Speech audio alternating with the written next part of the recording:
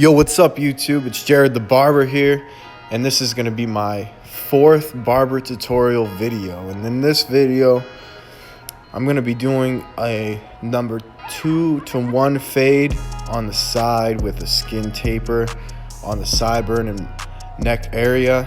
And I'm going to be taking off about maybe just like a ½ inch to an inch off the top. So right now I section off the hair. And that's mandatory. You got to section off the hair. You don't want it to be falling into like where you're going to be doing the fade at all, and you don't want it interrupting with the area, So I already bulked out the number 2 area. I took my number 2 to the hat band and I busted that all out, cleared that out, and see right there, I just showed him with the comb where I'm going to be doing the number 1. So I would consider that a high number 1. I said in my past video I consider a high number 1 right above the eyebrow, top of the eyebrow, and that's exactly what I did in this video. So I consulted with him before. You guys didn't see that, but I talked to him before. I went over the haircut with him, and he specified that he wanted the high number 1. He wants it very short on the side. So that's what I did. I went all the way up to the top of the eyebrow, and I'm just going in with that. Right now I'm going in with the 1.5 guard, starting with it open, of course, just in case. I'm slowly closing that lever down until it's closed, just to get out that initial line between the number 1 and the number 2 guard. So you guys could watch this for a little bit. I'm gonna stop talking.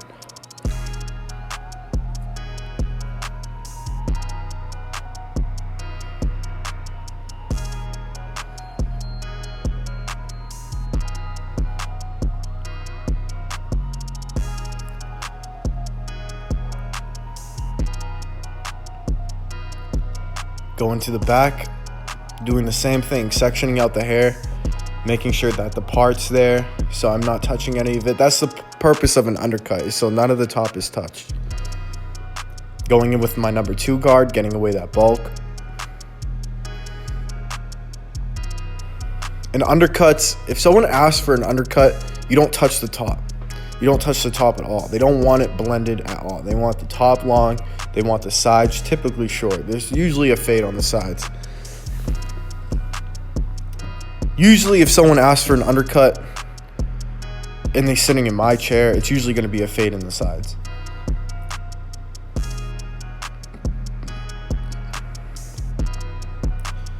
With his hair texture, it's really thick, so I decided to use my brush for this one.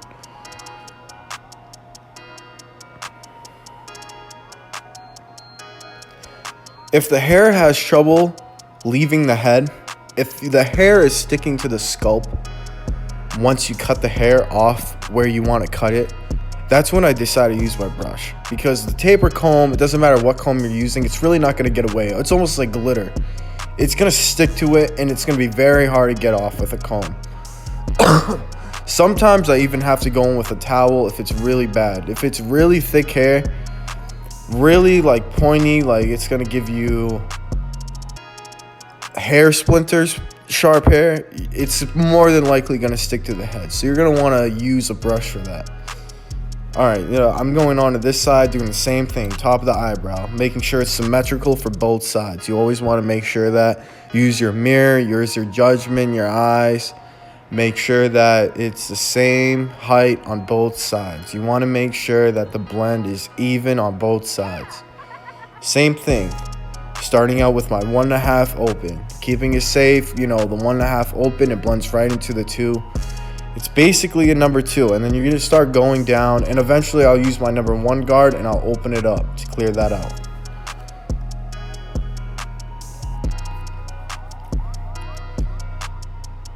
You gotta make sure the ears are pushed back. You don't want the clipper hitting their ears. Don't be afraid to move the head around or to make sure that the client's good, because you don't want the clipper hitting the ears. That doesn't feel good. And that part, all right, so right there, you guys just saw me for a bit. It was real quick, but I was using my thinning shears in that area because I don't want to top the touch of his head. I don't want to touch the top of his head. I want to make sure that the clipper is not touching the top of his head. I'm going in, I'm just using my thinning shears, banging that out. The thinning shears, it allows me, it's a little bit more detailed. I'm able to get the area that I want to cut more easily versus using the big clipper over it. I'm more than likely going to accidentally hit one of the hairs on the top of his head if I'm using a big clipper.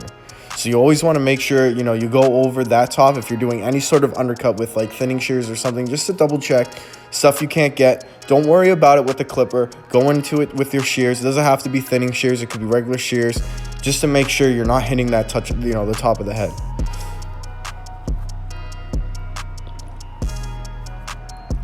Now I started my skin taper, bottom of the ear. That's usually, you know, if someone asks for a skin taper, I make that initial guideline, bottom of the ear. Skin line, bottom of the ear, always.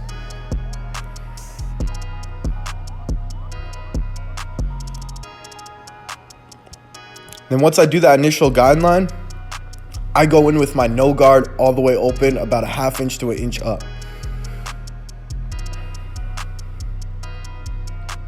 And you know, you get to feel, depending on the person that you're cutting up, their head shape and their head size, you got to use your own judgment for how high you go up with the blend.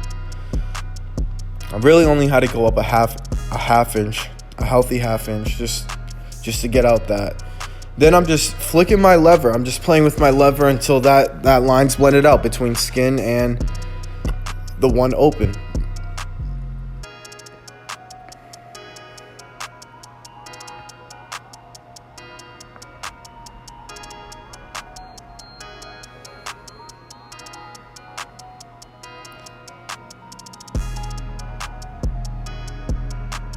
1.5 just to go over that area, because it's gonna, so the blend from the skin line, from the skin taper, it's gonna be easier to pop out to see what you need to do to finish fading that out once like the rest of the fade's done.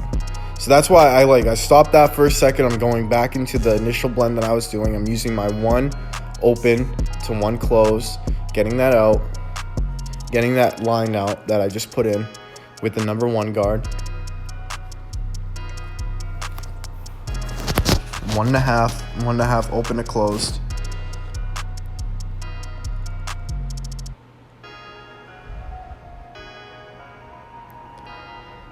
And I brushed it out my little brush for this. It's just easier to get on that, you know, that skid taper. Size big, you don't have to like handle it as much. It's just a small brush. It's easy to use for a little taper in the back. Bam, flicking it out. Okay, this part's important. My balding clipper again. Just the corner of it to get out that bottom line between the skin and the 1 guard and the 0 guard open. Now I'm just lining them up. Going about it just a centimeter in. I'm not really going in that much. Okay, going around the ear, I said this in my past video, I'm really just using my thumb. I'm not really doing anything crazy with the wrist. It's mostly in the thumb. I'm not doing a whole lot of wrist moving around or anything like that. It's just all in the thumb work, just doing that arc. Okay, now I started by, he wanted a mid taper on the side, so I'm going about bottom of the eyebrow for the mid taper. I know the last video I did a high taper, and I started with I made it angle to the top of the eyebrow. This way it's really just, you know, small taper on the sides, nothing crazy, mid taper. Going in with my same steps as the back, going in with my no guard open first, slowly closing that lever down until it gets down to eliminating that bottom line with the skin and the rest of the fade.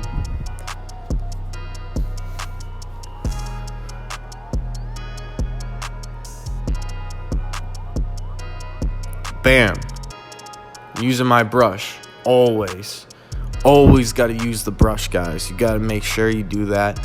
You don't want to be doing, you know, one hand in your pants, you know, doing like the fade, not using a comb or a brush. You always want to make sure you're doing that. You're not going to be able to see what you're working with if their hair is all over the person. You got to make sure that hair is all gone. Couple swipes, bam. Bust out the comb and the brush, bam. Always want to make sure you're using that. You don't want to be caught not using that because then you're not gonna know what you're working with. You're gonna see hair that is already cut, and you're gonna be going over it because you think it's on the head, and you're gonna think it's attached to the head. You don't want to be caught doing that. It's just more work for yourself that you don't want to have to do. Always make sure you got, when I'm using the clipper, you know, I learned this in school too. When you're using a clipper or shears, you always want to make sure you have another tool in your hand. It reminds you to use it to your advantage, to work smarter and not harder.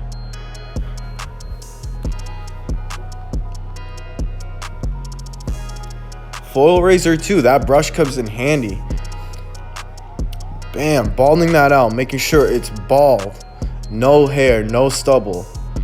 If you don't use either a straight razor, whatever you prefer, straight razor, foil razor, anything like that, whatever you prefer using, you always want to make sure you go that extra second, put in that little extra work to completely bald it out, because you're going to thank it later. You're going to thank yourself later for doing that, because you're going to see the noticeable difference at the end. You're going to see the finished product. All right, going with my one. That looks like one close I was just using to get out that line. All right, now 1.5.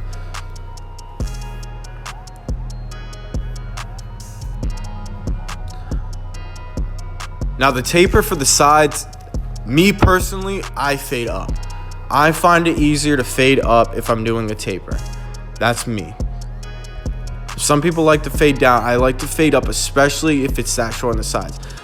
If it's that tight on the sides, and what I mean by tight is either a 2 or a number 1, I'm fading up. It's easier to me to blend. If it's like, if he had a 4 or a 5 or anything longer than that on the sides, I'm going to fade down, because it's less likely I'm going to leave a line. There's more hair that I'm working with that I have to worry about to not make that line.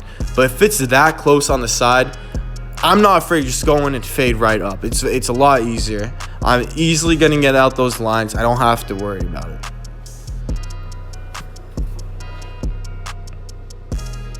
Bam, going in with my lineup, I get just a centimeter in on that side, the same thing as the other side.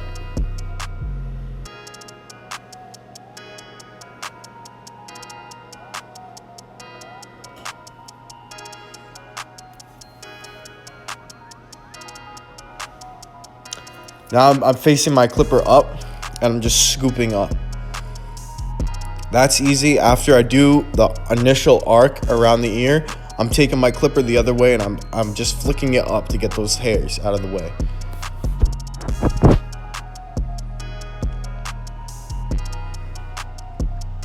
All right, now I'm going into the top. Now he has very thick curly hair.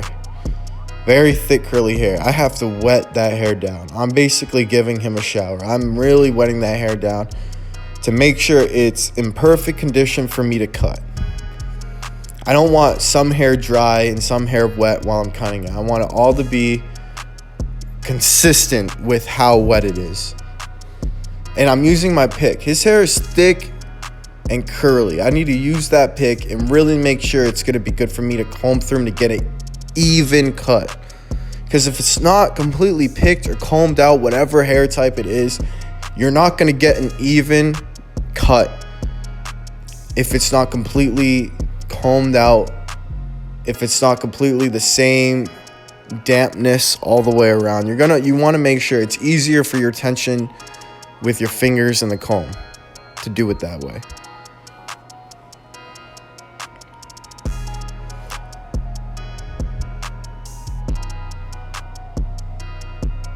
Now I'm just combing it all back, making sure that it's all ran through, it's all matted down, it's all nice. It's all nice and prepped for me to cut. You always want to make sure it's all nice and prepped for it to cut. Okay, now I'm starting with my initial guideline, which I do a mohawk strip down the middle. I just do that all the way through. I'm making sure the tension is nice on the hair. Excuse me. I'm making sure that it's nice and tight for me to cut. So he just wanted an inch off the top. Now, since his hair is really curly, I'm going just below an inch, just because I know that I don't want to take too much off, because when his hair dries, it's going to look a lot shorter than it, because of his curly hair. It's different with curly hair. So I want to make, I don't want to make sure I'm not taking off too much.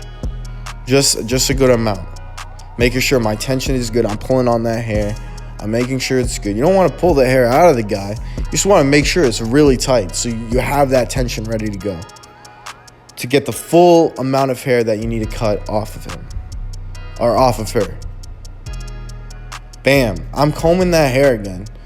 If you're cutting the hair, I don't know if you section it out or you do whatever, but for me personally, I comb the hair after, just to make sure, it helps me reset to get back into it, to start cutting again.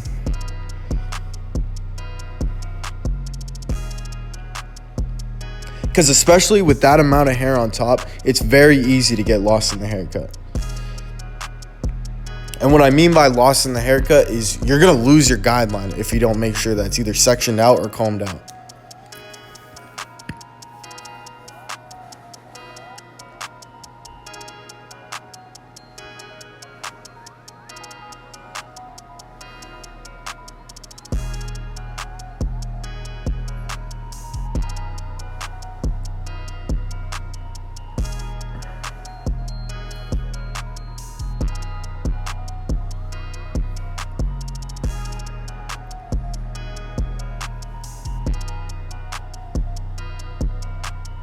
All right, now I'm going to blow dry it to make sure that I took off the right amount of hair. Because like I said, curly hair, once it coils back up after it's wet, it's going to get a lot more, it's not going to be as long. So you want to make sure you blow it out before you show them, to see if you took off enough hair. So I'm just blow drying it. I have it on high. And with the blow dryer, I'm making sure the blow dryer is always moving, so I'm not staying in one spot for too long. It's an easy way for you, again, not to get lost in the haircut, just for you to keep it going, just to keep the momentum going. Just make sure the blow dryer is going. You don't want to be sitting there in one spot trying to make it perfectly dry when you have the rest of the hair still damp. You want to make sure you're just running through. I'm using my a brush for this part.